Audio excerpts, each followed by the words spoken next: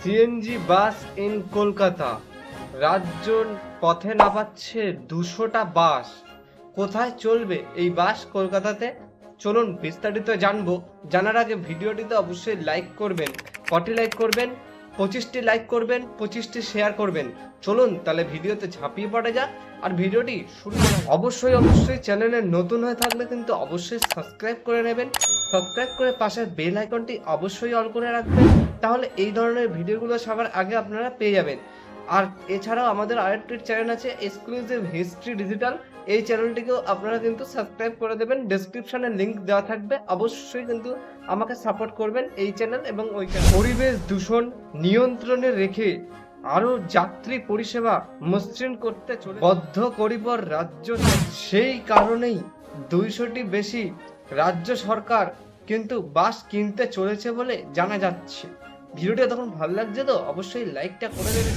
রাজ্যের যে পরিবহন দপ্তর সূত্রে জানা যাচ্ছে যে 200টি বাস কেনার জন্য কিন্তু আর্থিক অনুমোদন মিলেছে বলে জানানো হয়। এই বাসের বিশেষত্ব হচ্ছে যে পশ্চিমবঙ্গে বেশ কিছু গুরুত্বপূর্ণ রুটে এই বাসগুলোকে চালানো হবে। কলকাতা সহ পার্শ্ববর্তী যেসব জেলাগুলিতে রয়েছে সেই জেলাগুলিতেও কিন্তু এই বাস চলাচল করবে বলে জানা। গত বছরে কিন্তু টাটা যে কোম্পানির যে বাসগুলো রাস্তায় দেখা যায়, সেই কিন্তু টাটা মোটরসের কোম্পানির সাথে কিন্তু চুক্তি হয়েছিল রাজ্য সরকারের, যে তারা কিন্তু অনেকগুলো বাস কিন্তু আমাদের দিয়েছিল।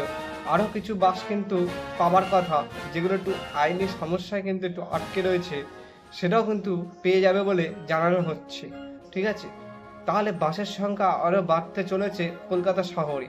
কিছু বাস আবার পাঠানো হবে যে সিএনজি চালিত বাস, এই বাসগুলি কিছু বাস যাবে উত্তরবঙ্গে, আবার কিছু বাস আমাদের কলকাতাতে আর পার্শ্ববর্তী জেলাতে তো চালানো হবেই বললাম। আপনাদের কতটা সুবিধা হবে কাজে যেতে বা কাজ থেকে আসতে বা এখানে ওখানে যেতে, আপনাদের কতটা সুবিধা হবে অবশ্যই কিন্তু কমেন্ট বক্সে লিখে জানাতে কিন্তু ভুলবেন। এই পর্যন্তই ছিল আজকের আপডেট। চ্যানেলে নতুন হয়ে থাকলে অবশ্যই সাবস্ক্রাইব করে দেবেন। ভিডিওটি কেমন লাগলো অবশ্যই কমেন্ট বক্সে লিখে জানাবেন। তাহলে দেখা হচ্ছে পরবর্তী কোনো ভিডিওতে। ততক্ষণের জন্য সবাই সুস্থ থাকবেন, ভালো থাকবেন। আজকের মতন এইটুকু।